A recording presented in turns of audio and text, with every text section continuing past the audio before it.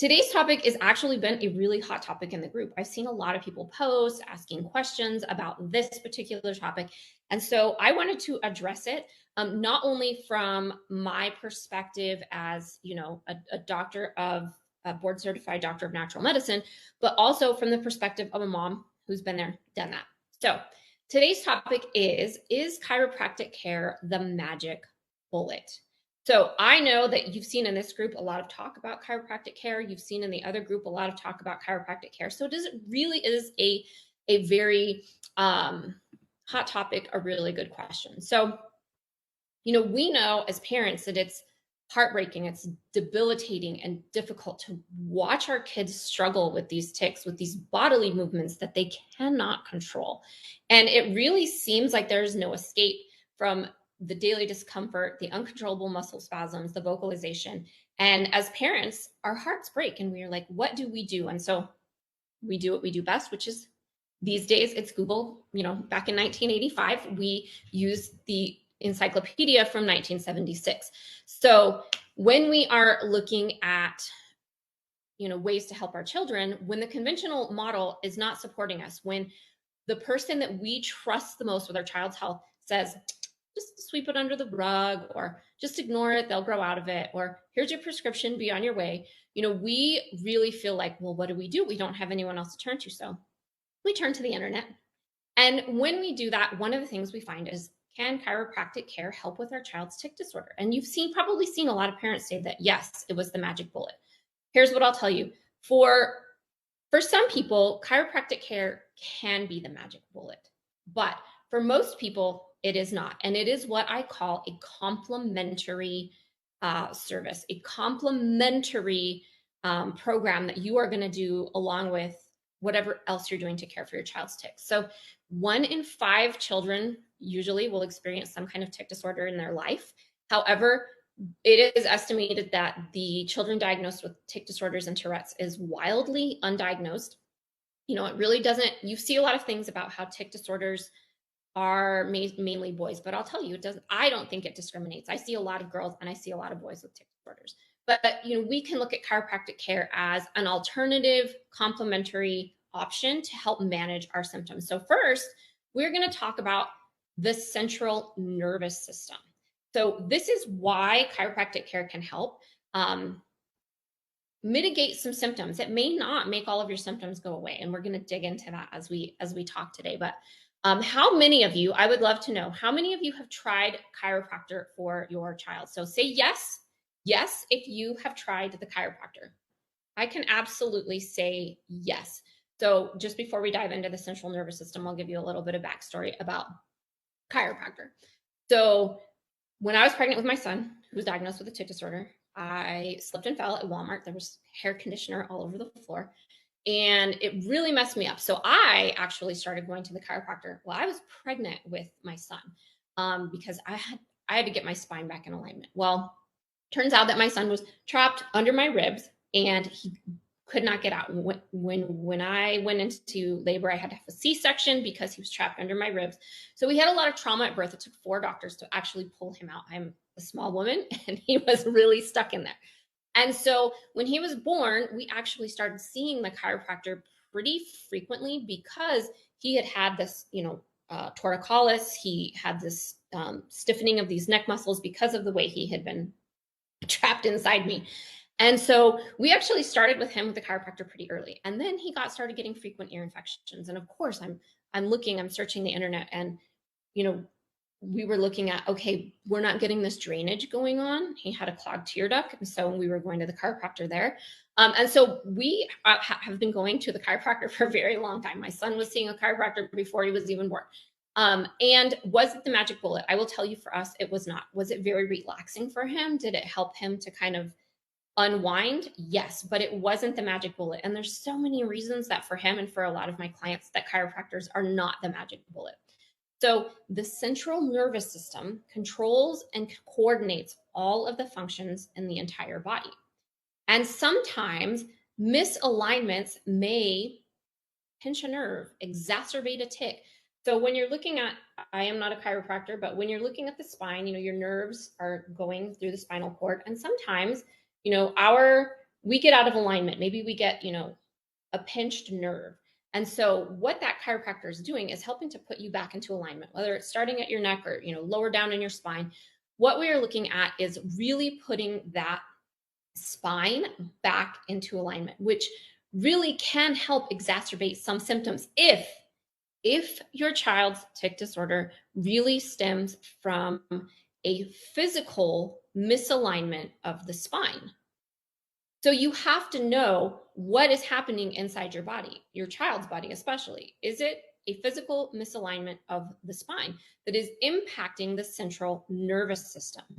And so a lot of chiropractors believe that tic symptoms can get worsened if there is that misalignment. So what they are doing is helping to put that alignment back on track so that we can mitigate some symptoms.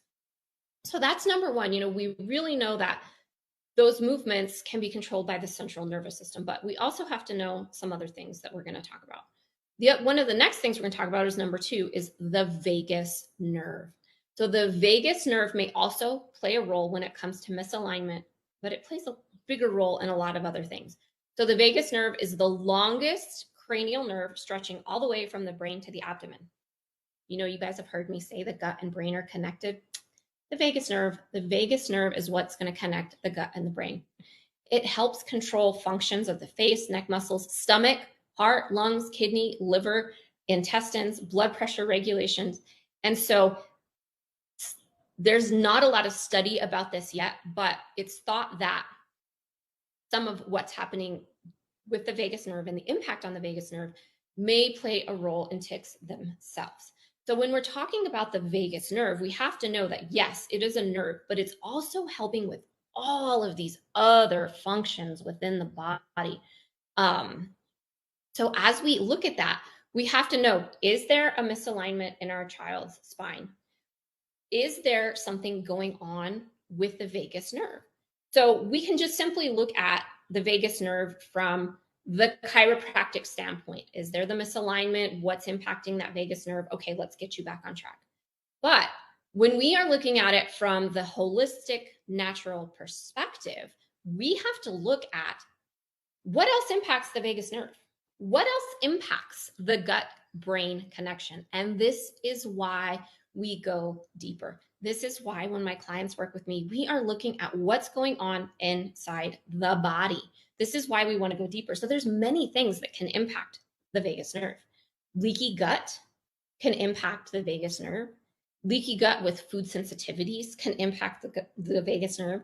Leaky gut and pathogens can impact the vagus nerve. So underlying infections, pathogens, food sensitivities, inflammation in the gut, these can all impact the vagus nerve. So if we're simply looking at our spine and misalignment, we may miss what's actually going on in our child's body. So this is why chiropractic is, for me, so complementary in getting your child in alignment, especially if they're sitting in a desk all day, if they're not getting a lot of movement. Yes, I do see when we look at holistic does not mean I'm going to rub my crystals all over you and sage you.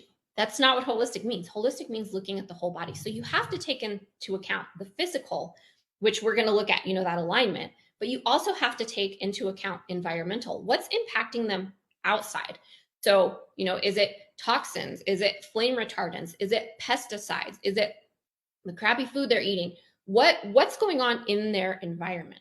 Then you have to look biologically. What's going on inside their body? Is it an underlying infection? Is it leaky gut? Is it food sensitivities? Is it pathogens? Is it so many other things? So is it heavy metals? Is it a mycotoxin? We've talked about toxins a couple times. Is it a mycotoxin or fungal toxin? Like, what is happening inside their body that might also be impacting that vagus nerve? So you have to look at all of the body systems, not just one. And so this is why people might find that chiropractic, well, it helps some of the symptoms, get mitigated. It helps their child relax. It helps to calm that central nervous system flare, that over dysfunction. But when it doesn't get rid of all of the symptoms, then we know it's time to go deeper. And this is why all of my clients that work with me, we are going to look at 935 different biomarkers. We're going to look at what's going on inside the body. So I have a proprietary protocol that starts with using something called comprehensive neuroimmune analysis. This is where we're taking a look inside the body. We're looking at over 935 different biomarkers. So we're looking at what's happening environmentally inside the body. Like, what are those impacts? Are there toxins? Are there mold? Are there fungus? Are there underlying infections? Is there leaky gut? Is there food sensitivities? What's going on genetically? So genetics is actually a really important piece of the puzzle. And so when we're looking at comprehensive neuroimmune analysis, we're looking at how we take all of these pieces of the puzzle and put them together. Physical misalignment, chiropractic care, one piece of the puzzle. And for me, when we're doing holistic, we need to look at all of those pieces of the puzzle and how they fit together. So that's why that comprehensive neuroimmune analysis is really important for helping us to get our kids back on track. So we want our kids to be able to take center stage. They miss out on so many things in life because of the things that they're struggling with. I mean, they're embarrassed to go out to dinner, go to a movie with a friend because maybe they clear their throat the entire time, or they say, Francisco, like my son, we couldn't take him to the movies. There were so many things that we missed out on because we weren't looking deep enough. And this is why I created the comprehensive neuroimmune analysis.